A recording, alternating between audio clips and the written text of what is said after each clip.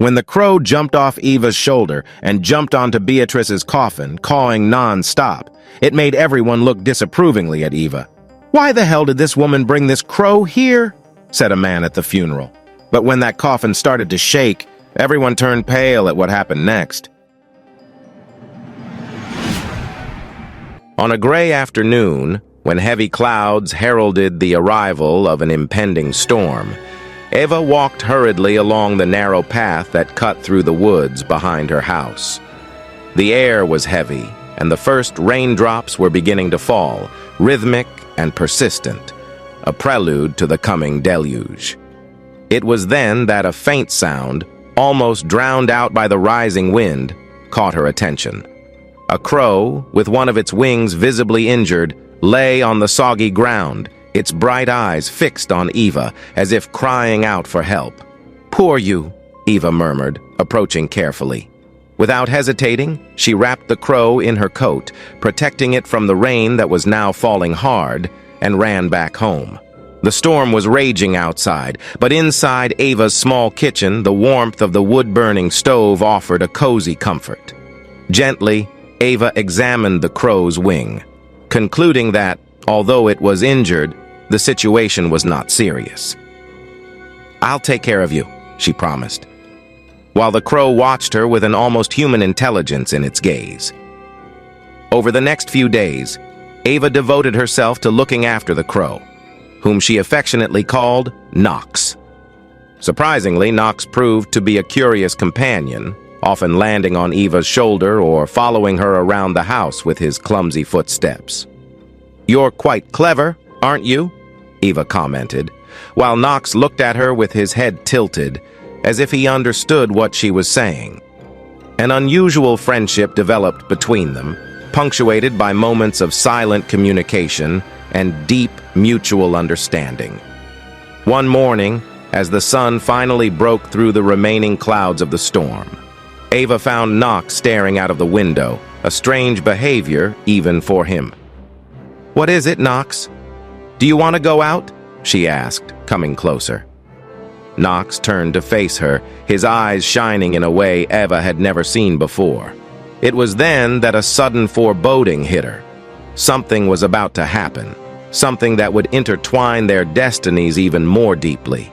However, neither Eva nor Knox could have foreseen that their next meeting would not be under the comfortable roof of Eva's house, but in an environment charged with emotions and surrounded by unknown faces. They were about to be pulled into the center of a story that would challenge the boundary between life and death, between farewell and reunion. In the days leading up to the unusual event, Knox began to exhibit behaviors that Eva interpreted as omens. He would spend hours staring at the horizon, as if waiting for something, or someone. And his squawks sounded more intense, full of urgency.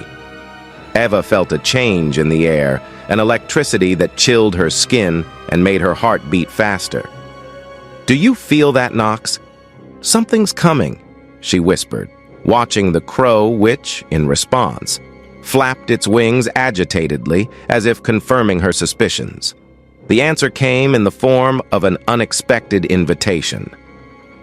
On her way back from the city with supplies, Eva found a letter tucked under the door of her house. It was an invitation to the funeral of a distant cousin, Lydia, whom Eva barely knew, but for some reason felt she had to attend. The event would be held in the town's old cemetery, a place Eva avoided because of its gloomy air and the stories people told. Knox seemed particularly agitated on the morning of the funeral, his strange behavior intensifying.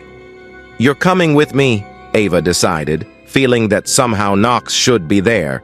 Perhaps it was a desire not to face the day alone, or perhaps it was something deeper, an inexplicable feeling that bound her to the Raven.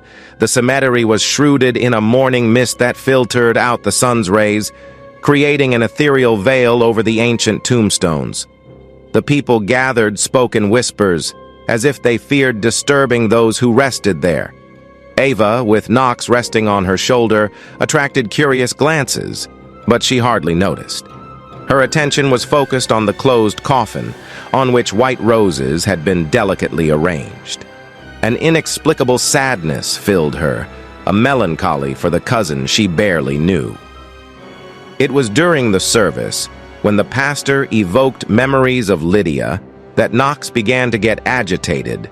His squawks cut through the respectful silence, causing Ava to try to calm him down without success. The people around them cast disapproving glances, but Ava stood motionless, a sense of dread growing inside her. Suddenly, Knox took flight, heading for the coffin. His cawing became more intense, almost desperate. Ava, seized by an inexplicable urgency, followed him, her heart beating 1,000 beats. "Knox, come back here!" she called, but the crow seemed possessed by a mission, landing on the coffin and continuing its high-pitched cawing. The people around reacted with shock and some with fear, whispering among themselves about bad omens. But before anyone could intervene, a muffled sound emerged from the coffin, followed by a subtle movement under the white roses. A sepulchral silence fell over the cemetery as all eyes turned to the coffin, now clearly the center of something extraordinary, something that defied comprehension and made Eva's heart beat with a mixture of terror and hope. Eva, with Knox now back on her shoulder, watched breathlessly as the impossible unfolded before her eyes. The coffin moved again, more decisively this time, and a pale hand emerged from among the roses, gripping the edge of the coffin. A stifled cry echoed among those present as Eva stepped forward, driven by a force she didn't understand, to witness the miracle that Knox somehow knew would happen. The cemetery, a moment before full of murmurs and restless movements, plunged into absolute silence, punctuated only by Knox's insistent cawing. All eyes were fixed on the coffin from which the pale hand, now trembling, was looking for something to hold on to.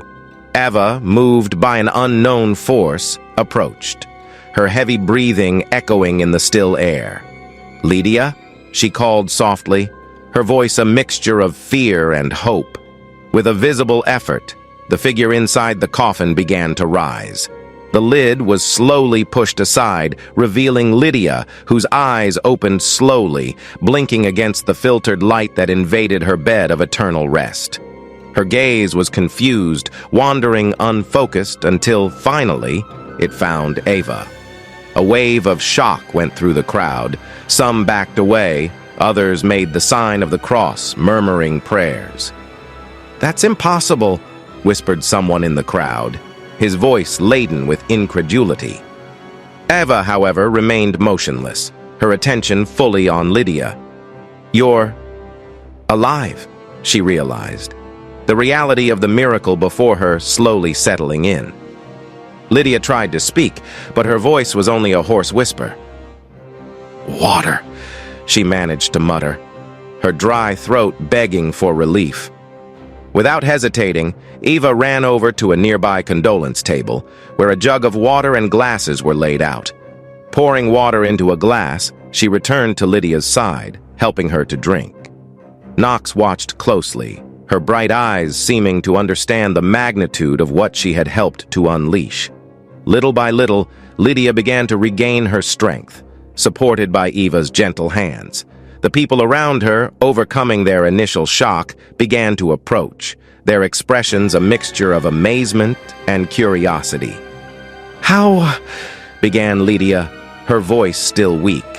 "You were in catalepsy," explained one of those present, who turned out to be a doctor who was among the guests.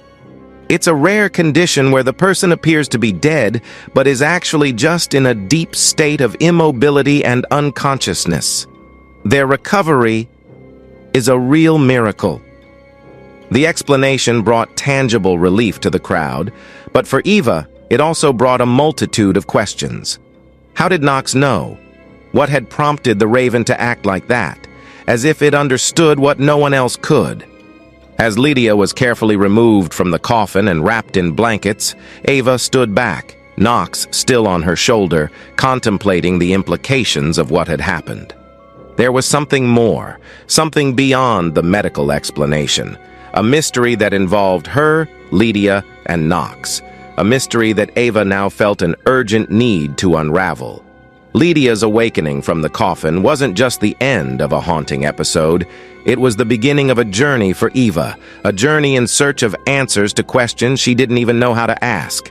With Knox by her side, she knew she was ready to face whatever came her way, guided by the same mysterious force that had brought their destinies together in such an inexplicable way. In the days following the shocking event at the funeral, the story of Lydia coming back to life on the brink of her own burial spread throughout the city.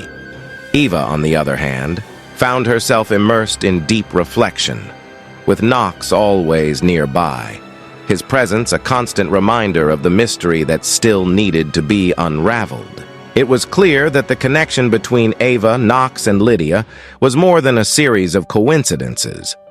Driven by a need to understand this connection, Ava decided to visit Lydia, who was recovering at home after the incident. When she arrived, she was greeted with a mixture of gratitude and curiosity. Lydia, still pale but visibly stronger, hugged Ava, her tears speaking volumes about the terror and confusion she had experienced. "I heard a crow," Lydia began, her voice trembling. "In the middle of the darkness, there was a crow cawing, pulling me back. Was that him?" she asked, looking at Knox. Ava nodded, feeling a shiver run down her spine. "Knox led me to you.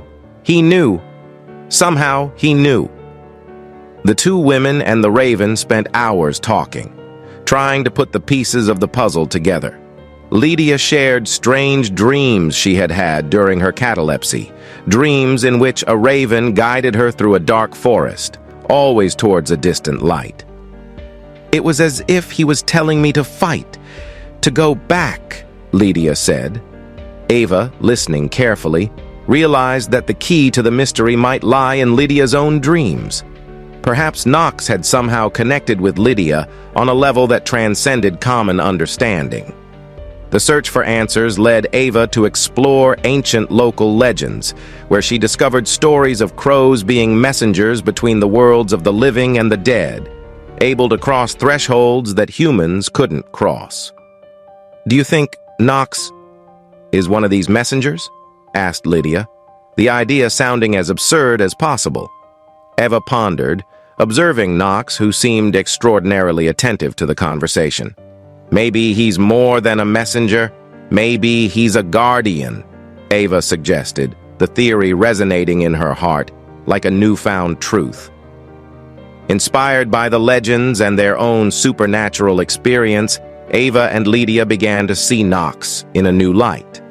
The raven's presence, far from being a mere coincidence or curiosity, was now a sign of a world that extended beyond what their eyes could see.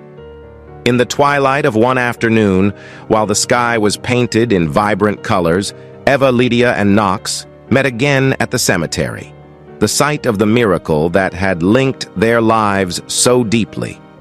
Lydia took candles and incense with her, preparing a small ritual to thank the spirits who had guided Knox and allowed her a second chance at life. As the flames of the candles danced in the wind and the scent of incense spread through the air, a sense of peace enveloped the trio.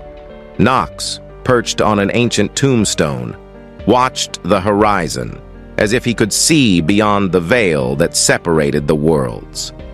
It was then, in an almost imperceptible whisper, carried by the wind, that Ava and Lydia heard their names. They looked at each other, recognizing at that moment a truth that they had only sensed before. Knox was indeed a guardian, a link between them and a realm that remained hidden from ordinary eyes, but which sometimes touched the world of the living in mysterious ways. Ava approached Knox, reaching out to stroke his hand. "Thank you, Knox, for everything," she said, her voice laced with emotion. Lydia joined her, adding, "You have shown us that there is more between heaven and earth than we can see or understand, and for that, we are eternally grateful." Knox cawed softly, spreading her wings, in a gesture that seemed to embrace the two women. In that instant, the barriers between the past and the present, the natural and the supernatural, seemed to fade away, leaving only the certainty that, somewhere, there are forces that care, protect, and guide. The candles continued to burn, casting shadows and light on the old gravestones. But for Ava and Lydia, the cemetery was no longer a place of sadness or fear. It was a sanctuary, a meeting point between worlds, where they had learned the most profound lesson of all. At the heart of mystery, there is always love, hope, and the promise of renewal. With Knox by their side, they knew that no matter what path they chose to follow, they would never be alone. And that was the biggest revelation of all.